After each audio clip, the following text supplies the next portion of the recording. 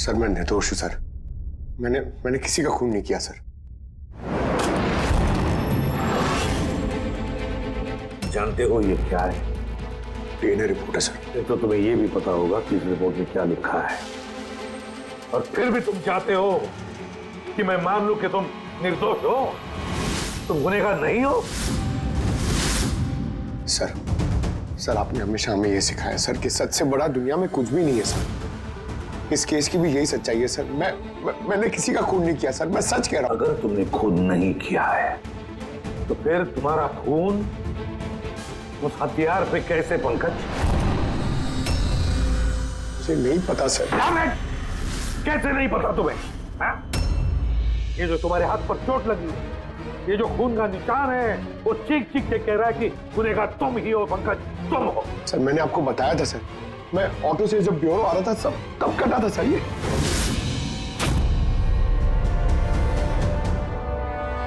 Sir ये भी हो सकता है कि कोई पंकज को फंसाने की कोशिश कर रहा हो। पंकज, इस आदमी ने तुम्हारा हाथ काटा था, शायद वही तुम्हारे खून का सैंपल लेके गया हो क्राइम सीन पे डालने के लिए। सर नहीं सर, सैंपल नहीं हो सकता उसके पास। उसने जैसे ही मेरा हाथ काटा था सर तो वो चला गया था और खून तुरंत नहीं आया था सर, थोड़ा टाइम लगा था।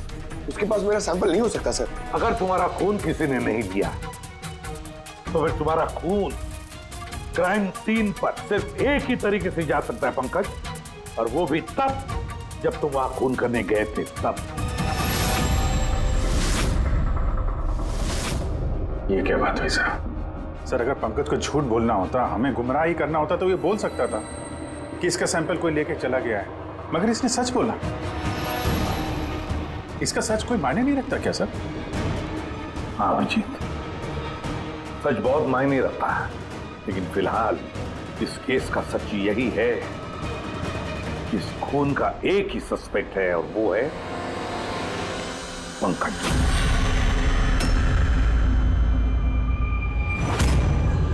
मैं तुम्हें सीआईडी से सस्पेंड कर रहा हूं। सर मेरा यकीन कीजिए सर, मैं सच कह रहा हूं। मैंने खून नहीं किया, मुझे मेरे पिताजी की कसम है सर। पंकज, तुम्हारी गन और बैच। सर, एक बेटा अपने पिता के श्राद्ध के दिन उसकी झूठी कसम कैसे खा सकता है सर? मैंने तुमसे नहीं पूछा फ्रेडी। गन और बैच।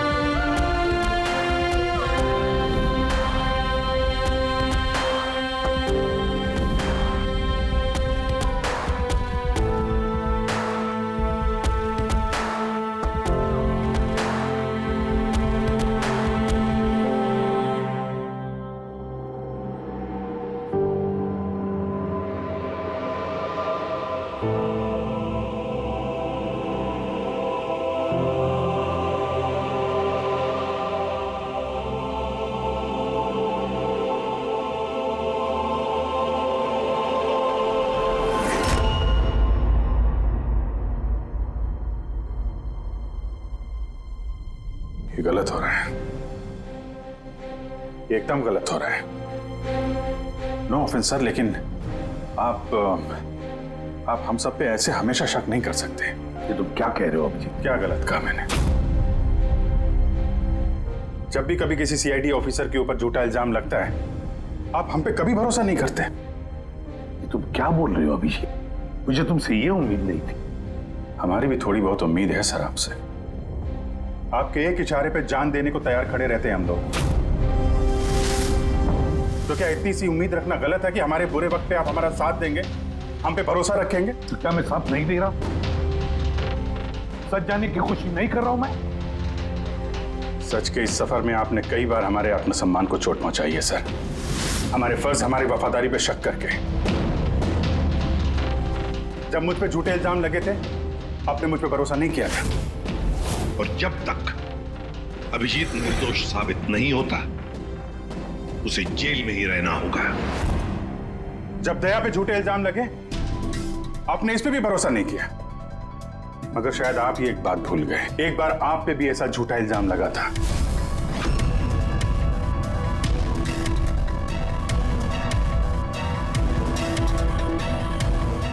उस वक्त हम में से किसी ने भी आप पे शक नहीं किया था, बल्कि एक मजबूत दीवार बनकर सामने डटे खड़े रहे थे ताकि आपके ऊपर आंच ना आ सके। तो क्या आप वो हमारी हिम्मत, वो ताकत नहीं बन सकते सर?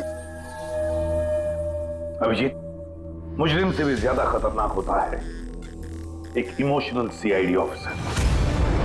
तुम इमोशनल बन गए हो अभिजीत। मैं तुम्हें इस केस से हटा रहा हूं।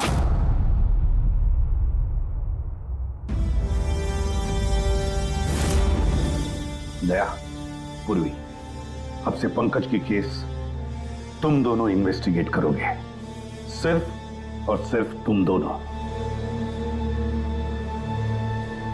ठीक है सर। अब आपको मुझ पे इतना भी भरोसा नहीं रहा कि मैं इस केस को न्यूट्रल तरीके से देख पाऊंगा भी या नहीं। इतने साल की ड्यूटी का ऐसा मेडल तो किस्मत वालों को मिलता है। Thank you sir.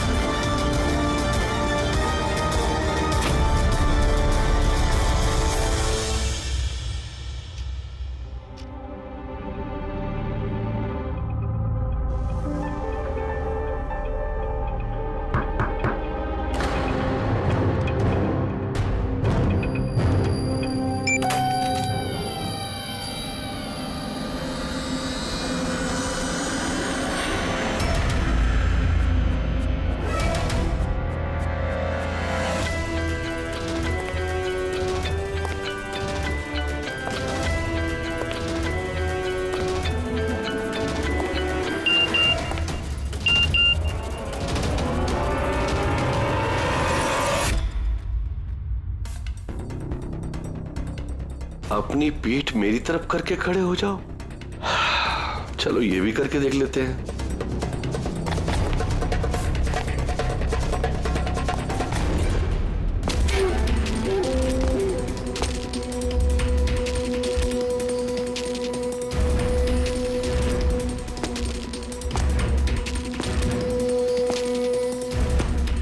आप आ गए सर? मैं आप ही का इंतजार कर रहा था। आप देखिए वहां फाइल पड़ी है, उसमें पूरा फाइनेंशियल प्लान पड़ा हुआ है और मुझे पूरा यकीन है कि आपको बहुत पसंद आएगा।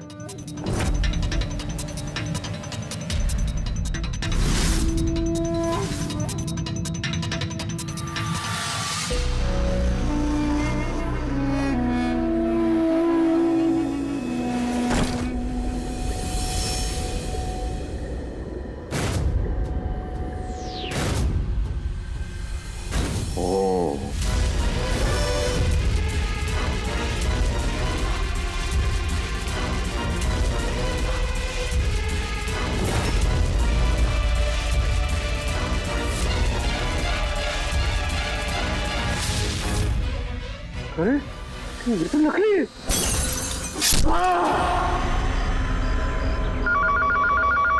हेलो एसीपी प्रद्युमन है। What? कब? अच्छा ठीक है।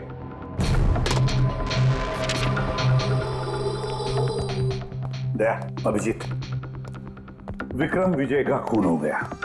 विक्रम विजय, वो हवाला कांड वाला सर? वही विक्रम विजय आज तक कानून से बच के भाग रहा था। आज उसका कत्ल हुआ उसके ही घर में। एक न एक दिन तो ये होना ही था सर, इतने सारे दुश्मन पाल रखे थे उसने।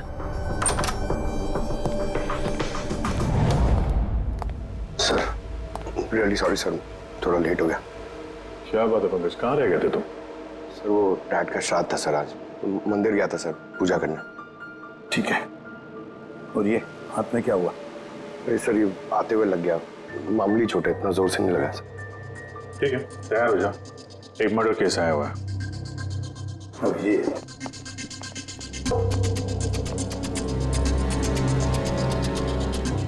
किसका मर्डर है? बुरे विक्रम विजय का।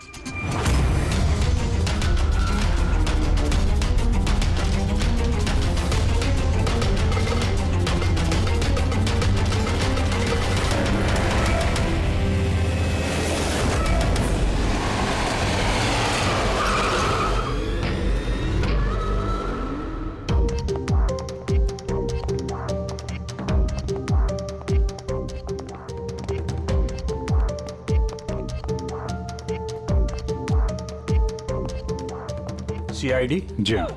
सर मैं गोपाल हूँ, विक्रम सर का मैनेजर। ये तीनों कौन? ये मोहित, विशाल और ये राघव है, ये सर के सिक्योरिटी गार्ड्स हैं। और आप? ये विक्रम सर की वाइफ हैं, मधु मैडम, और बाकी सब स्टाफ है। बॉडी कहाँ है? सर बॉडी अंदर है।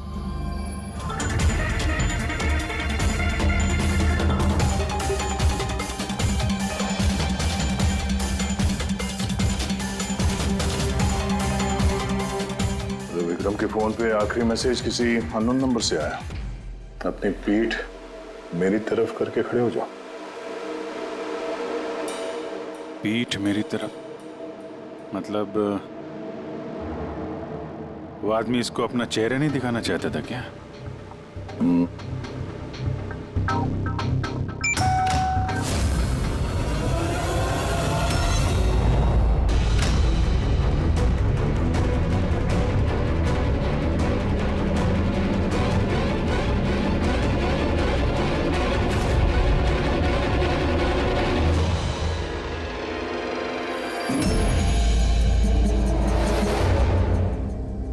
ये देखिए सर, फुलदान में से मुझे क्या मिला है? Audio recording device. Audio recording device? इस कमरे में जो भी बात हो रही थी वो कोई सुन रहा था। सर मैं उसका नाम तो नहीं जानती, पर वो जिस तरीके से तैयारियां करवा रहे थे उस हिसाब से तो लग रहा था जैसे वो उनका बहुत खास क्लाइंट हो और वो सिर्फ विक्रम से ही मिलना चाहता था।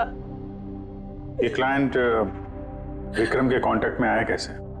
सर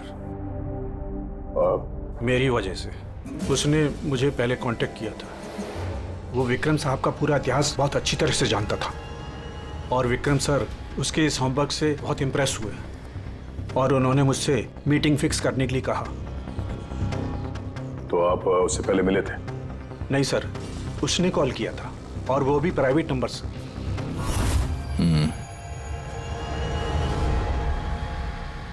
तो आप लोगों ने मीटिंग से पहले पूरी तैयारी कर ली थी? हाँ जी सर। उस कमरे को अच्छी तरह से चेक कर लिया था?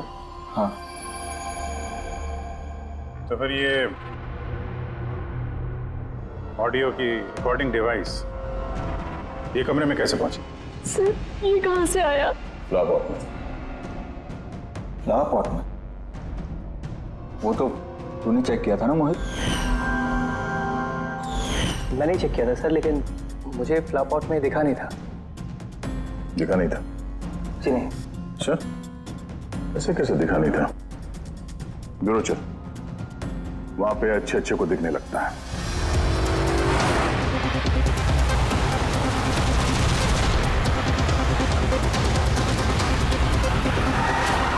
मोहित पे नजर रखना।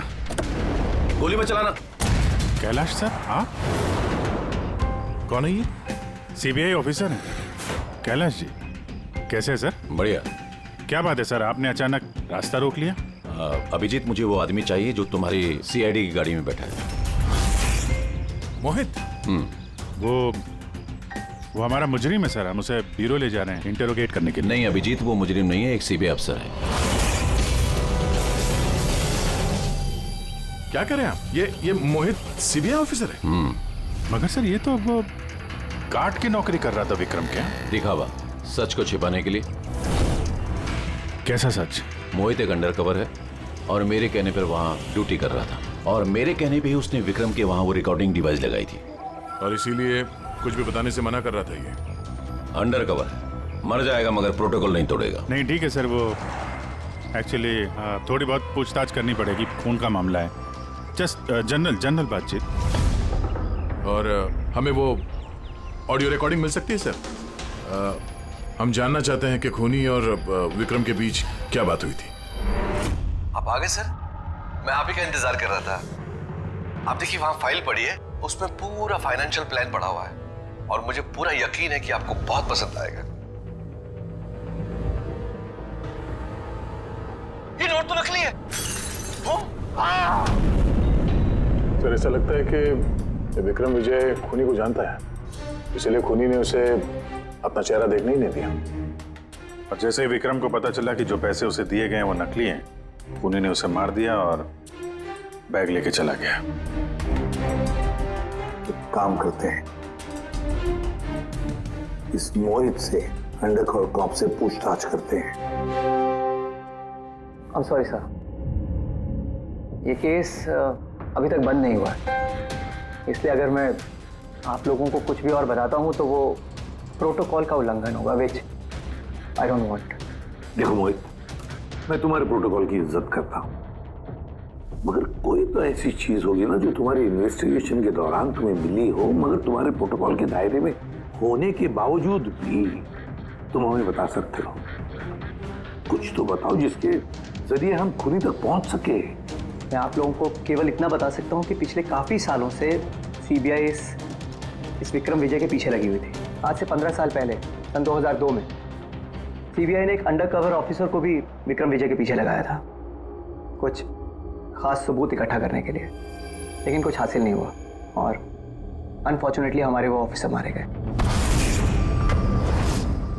एक मिनट, नाम क्या था इस ऑफिसर का? इंस्पेक्टर अधिराज।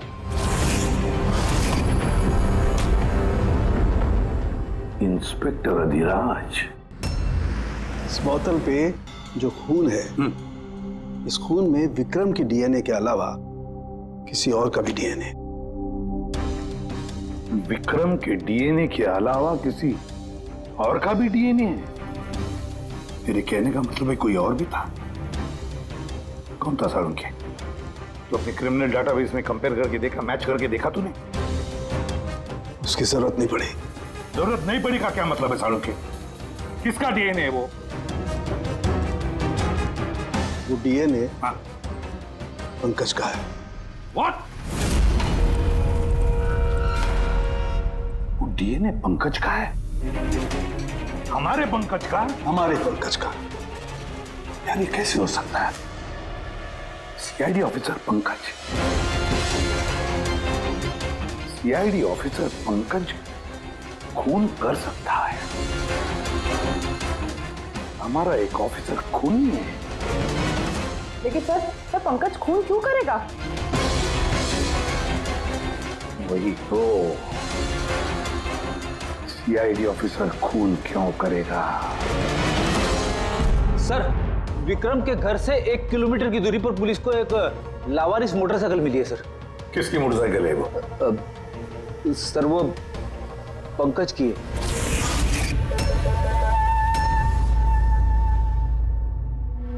लगा मुझे। क्या मतलब? पंकज की बाइक पड़ी है वहां पे और आप लोगों को हैरानी नहीं हुई? विक्रम विजय जिसकी मौत हुई है आज, 15 साल पहले अधिराज जी, पंकज के पिता, एक अंडरकवर कॉप, बॉडीगार्ड बन के विक्रम विजय के खिलाफ सबूत इकट्ठा कर रहे थे और उसी दौरान वो मारे भी गए। मतलब सर पंकज को ये लगता है कि उसके पिताजी की मौत के पीछे विक्रम विजय का हाथ था और इसीलिए उसने अपने पिताजी की मौत का बदला लेने के लिए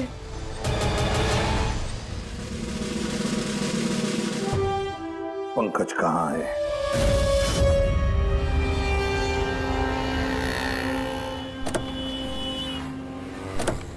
अरे सर, आप लोग? यही सवाल तो हम भी तुमसे पूछने वाले थे। तुम यहाँ क्या कर रहे हो?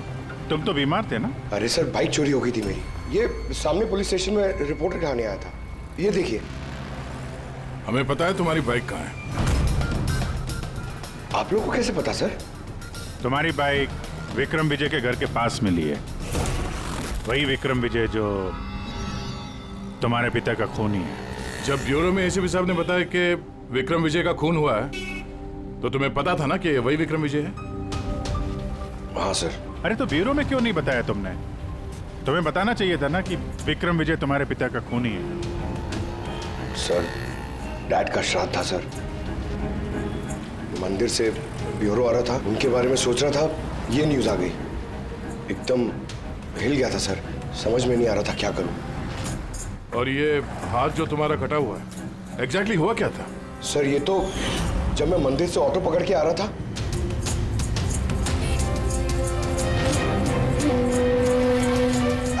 क्यों सब? तो एक अनजान आदमी ये घाव देके चला गया, यूं ही बेवजह। सर मैं जानता हूँ यकीन करना थोड़ा मुश्किल है, लेकिन सच यही है सर। पंकज यार, तुम तो हमेशा बाइक पे ब्यूरो आते थे ना, अचानक ऑटो में कैसे आया? अचानक नहीं सर, मेरी बाइक तो 2 दिन से खराब पड़ी है। तो तुम्हारी खराब पड़ी हुई बाइक कोई लेकर गया, उसने उसे रिपेयर करवाया और ठीक होने के बाद उसे एक लावारिस जगह पे छोड़ दिया। वो भी संयोग से एक ऐसे इंसान के घर के पास छोड़ दिया जिसका आज ही खून हुआ, और जो तुम्हारे पिता का खूनी भी है। सर, आप लोग मुझ पे शक कर रहे हैं? आप लोग को लग रहा है उस विक्रम विजय को मैंने मारा है?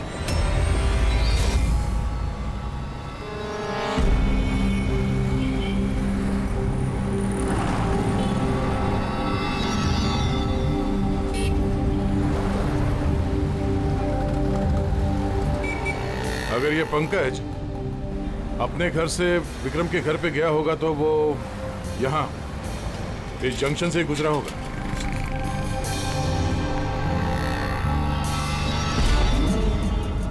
सर, सिग्नल पे सीसीटीवी कैमरा लगा हुआ है।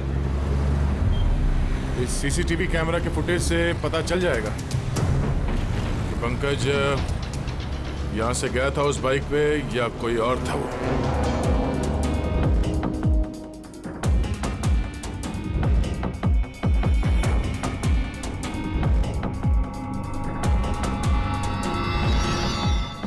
एक मिनट रिवाइंड करना, पॉज कर।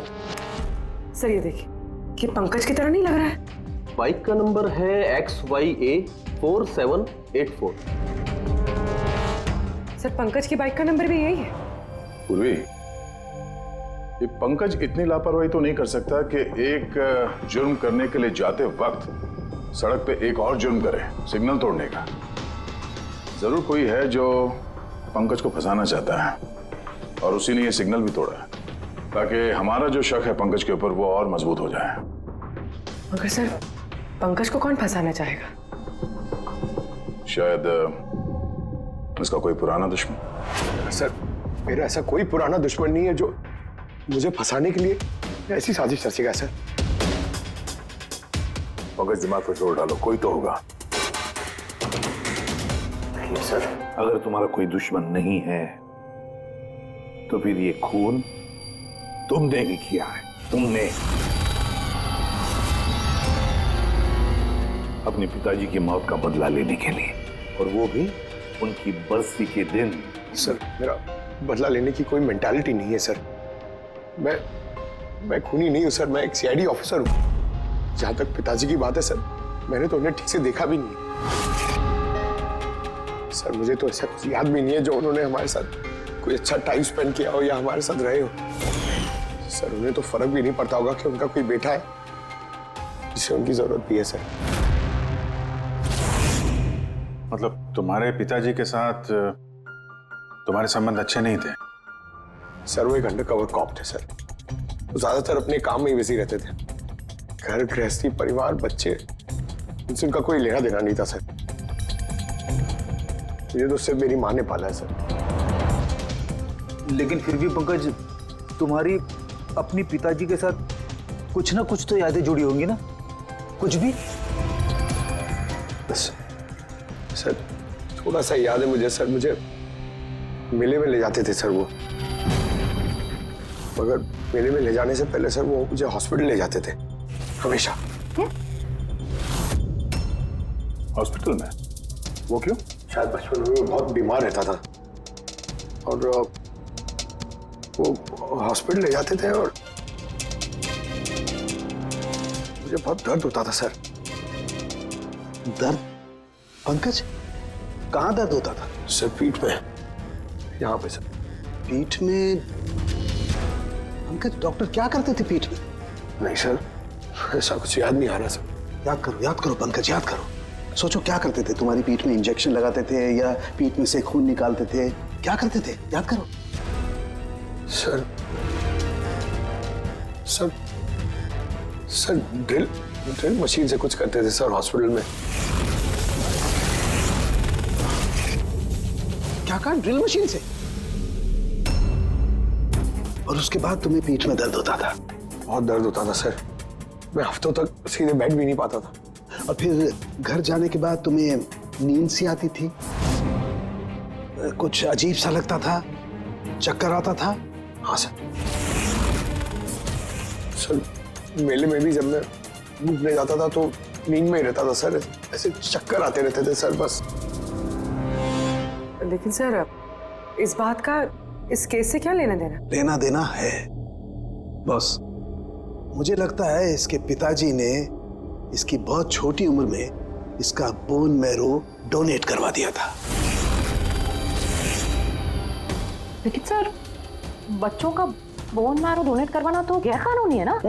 गैर कानूनी है, लेकिन मुझे लगता है बॉस पैसे की वजह से या किसी भी और वजह से उस डॉक्टर ने इसके पिताजी के लिए ये सब कुछ किया था। वो ठीक है सर, लेकिन मेरी समझ में अभी भी ये नहीं आ रहा है कि इस बात का इस केस से क्या कनेक्शन है? कनेक्शन ऐसे है पूर्वी कि कई बार जब बोन मैरो डोनेट किया जाता है तो जिसे बोन मैरो डोनेट किया जा रहा है उस व्यक्ति को ह्यूमन काइमेरिज्म हो जाता है। ह्यूमन काइमेरिज्म?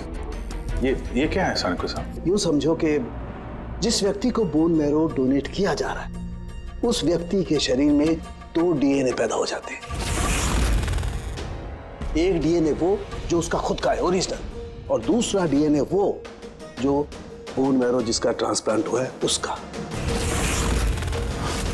इसका मतलब है सर पंकज का बोन मैरो जिसे मिला शायद उसके खून में भी ये पंकज का डीएनए शामिल है। Exactly that. बस मुझे लगता है कोई बहुत ही खास होगा वो जिसके लिए पंकज के पिताजी ने ये सब कुछ किया। कोई ऐसा खास आदमी जो पंकज के पिताजी इंस्पेक्टर अधिराज के बहुत ही करीब था और उसकी मौत का बदला लेने के लिए उसने ये खून कर डाला। पर कौन?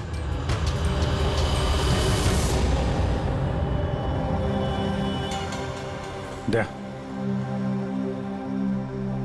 हाय sir. Hello Abhijit. Hi Daya, कैसे हो? गुड। सॉरी आपको यहाँ ऐसी जगह पे बुलाना पड़ा। अभिजीत, जो इन्फॉर्मेशन तुमको चाहिए थी वो ना तो सीआईडी ऑफिस में दी जा सकती थी और ना मेरे ऑफिस में। थैंक यू सर आपकी मदद के लिए। पंकज एक ईमानदार ऑफिसर है सर, और आपकी मदद से शायद हम उसकी बेगुनाही साबित कर पाए। अभिजीत, तुम्हें याद है एक खतरनाक मुजरिम था राका, उसको पकड़ने में तुमने मेरी मदद की थी, तो समझ लो मैं उसी का बदला चुका रहा हूं। दोस्ती में बदले नहीं चुकाए जाते सर। एक्चुअली हमें पंकज के पिता इंस्पेक्टर अधिराज जी के बारे में जानकारी चाहिए, जितनी भी आप दे सकें। आपने काम किया है ना इंस्पेक्टर अधिराज के साथ? हाँ दया, अधिराज बहुत ही ईमानदार अफसर था और बहादुर भी। मुझे तो ये कहने में गर्व होता है कि हमने एक साथ काम किया। सर एक्चुअली हमें ये पता करना था कि उनके अंडरकवर मिशन के दौरान उनके कभी किसी से कोई खास रिश्ते बने थे। I mean, कोई नया परिवार, ऐसा कुछ? अभिजीत, ये जो अंडरकवर की दोहरी जिंदगी होती है, मुश्किल होता है जीना। एक पुलिस वाला भी तो इंसान ही होता है ना, और उसे भी वो चौकट कभी कभी नहीं लगनी चाहिए जो वो लांग गए।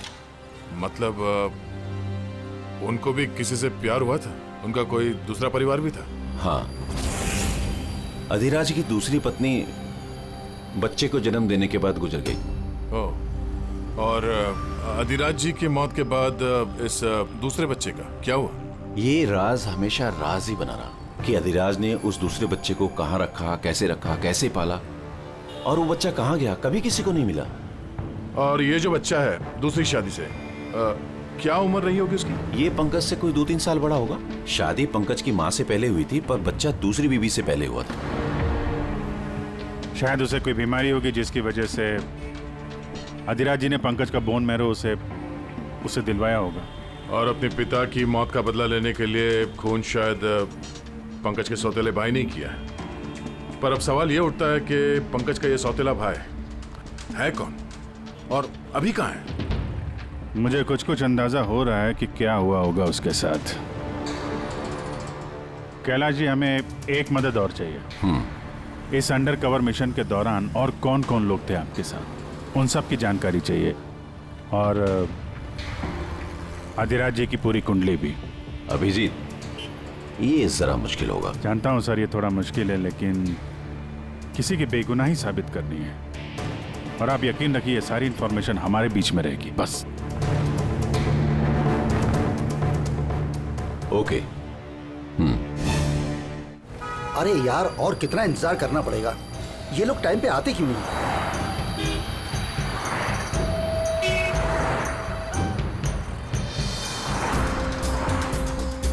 अरे यार, आधे घंटे से इंतजार कर रहा हूँ। अरे मुझे आज ही पूरा पैसा चाहिए। अरे मुझे निकलना है इस शहर से आज ही। तेरा हिसाब तो मैं आज, अभी और इसी वक्त चुकता कर दूंगा।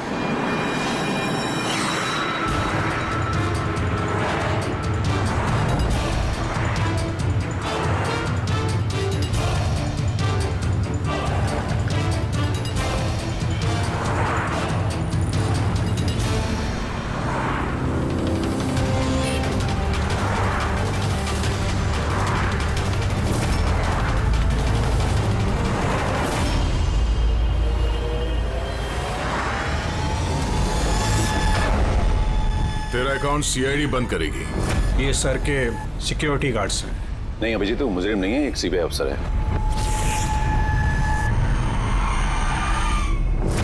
पिता के कर्ज को पूरा करना हर बेटे का धर्म होता है सर, और जो बेटा ऐसा करता है वही अच्छा बेटा कहलाता है, और वो हूं मैं। तुमने तो किया नहीं, मैंने लिया अपने पिता की मौत का बदला। देखो मोहित, तुम दोनों के पिताजी इंस्पेक्टर अधिराज एक नेक, ईमानदार और बहादुर इंस्पेक्टर थे। क्या लगता है तुम्हें, उन्हें तुम जैसे मुजरिम बेटे पर गर्व होगा या पंकज जैसे ईमानदार सीआईडी ऑफिसर पर? तो सच बात तो यह है कि पिताजी को हमेशा से इस पंकज पर गर्व था, और प्यार भी वो इससे ही ज्यादा करते थे। मुझे तो उन्होंने अनाथ आश्रम में डाल दिया था सर, ताकि उनके दूसरे परिवार पे कोई आंच ना आ सके। वो ये बात बताती तो हमारे पास आई क्यों नहीं? मैं तो भाई हूं तुम्हारा यार, हम दोनों मिलके पकड़ते विक्रम को, और कानून के रास्ते। नहीं चाहिए थी मुझे तुम्हारी मदद। हमारे पिताजी के कातिल को कैसे पकड़ना है और कैसे उससे बदला लेना है, ये सारी प्लानिंग मैंने कर रखी थी सर, बहुत सालों से। और यही कारण है कि मैं सीबीआई ऑफिसर बना, और ठीक हमारे पिताजी की तरह ही एक अंडरकवर ऑपरेशन पे गया विक्रम विजय के खिलाफ। लेकिन इस बार उसे सजा दिलवाने के लिए नहीं सर, बल्कि उसे खत्म करने के लिए। एक सीबीआई ऑफिसर होकर भी तुमने जुर्म किया। तुम जैसे लोगों की वजह से ही लोग कानून पर विश्वास करने से कतराते हैं। इस काम में केतन ने तुम्हारी मदद की थी ना? हाँ सर, केतन भी मेरे पिताजी के साथ काम करता था। वो भी एक अंडरकवर कॉप था, उसी ने मुझे सब कुछ बताया। और उसके बताने से ही मुझे पता चला कि बचपन में मेरा एक ऑपरेशन भी हुआ था। और जब तुम्हें पता चला कि तुम्हारे खून में 2 डीएनए, एक तुम्हारा दूसरा मेरा, तो तुमने खून करके मुझे ही फंसा दिया। हाँ, और इसीलिए मैंने अपना खून बहाकर उस हथियार पे डाल दिया था और उसके बाद तुम्हारा हाथ काटा ताकि एक तीर से 2 निशाने लग जाए। मेरे दोनों दुश्मन, हमारे पिताजी का कातिल वो विक्रम विजय। हेलो कैलाश सर, सर मैंने विक्रम विजय के रूम में ऑडियो डिवाइस लगा दिया।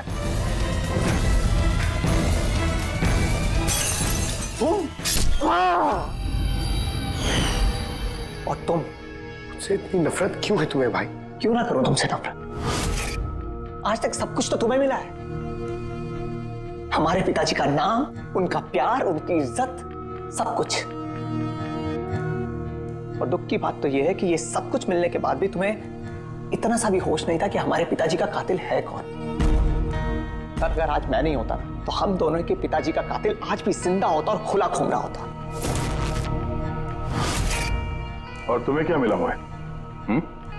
जेल? और खून करके तुम्हारे पिताजी को क्या मिला मरने के बाद? शर्मिंदगी? सर एक बात पूछ सकता हूं आपसे? आप लोग मुझ तक पहुंचे कैसे? क्योंकि मैंने कोई कसर नहीं छोड़ी थी सारे सबूत पंकज के खिलाफ करने में। मोहित, हम जानते थे कि पंकज ऐसा कभी नहीं करेगा। और रही बात तुम तक पहुंचने की, जब हमें 2 डीएनए के बारे में पता चला तो हमने तुम्हारे पिताजी इंस्पेक्टर अधिराज का बैकग्राउंड चेक किया।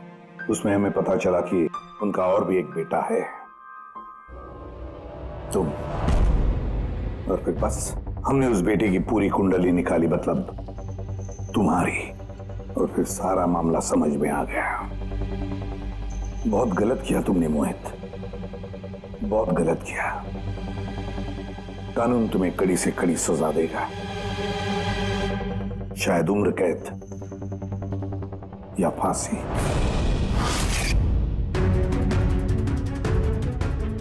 रेडी?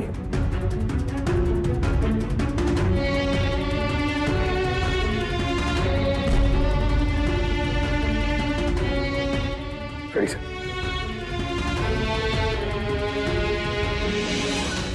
मैं जानता हूं तुम्हारे दिल में सिर्फ मेरे लिए कड़वाहट, मगर मुझे पता ही नहीं था कि मेरा कोई एक भाई है।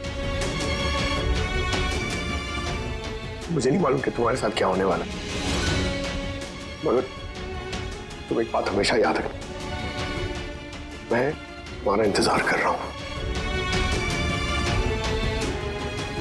I'll wait for you.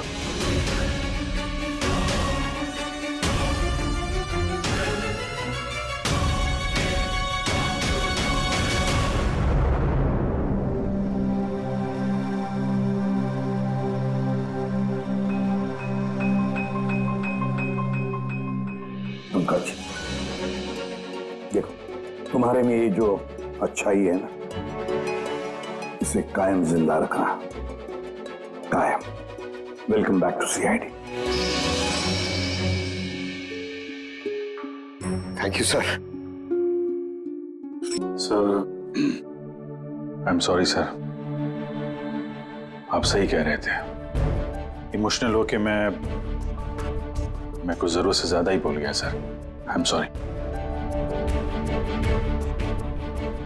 देखो अभिजीत, तुम सब लोग मेरे लिए ना सिर्फ सीआईडी ऑफिसर्स हो, बल्कि मेरा गुरूर हो, मेरा आत्मविश्वास हो, मेरी ताकत हो। और एसीपी प्रद्युमन ने आज तक अपनी ताकत पर कभी शक नहीं किया और ना कभी करेगा। इम्तिहान की घड़ियां तो आती है और आती रहेंगी भी, मगर फर्ज की राह पर चलते वक्त अगर अपने बेटे पर भी गोली चलाना क्यों न पड़े, हाथ कांपने नहीं चाहिए।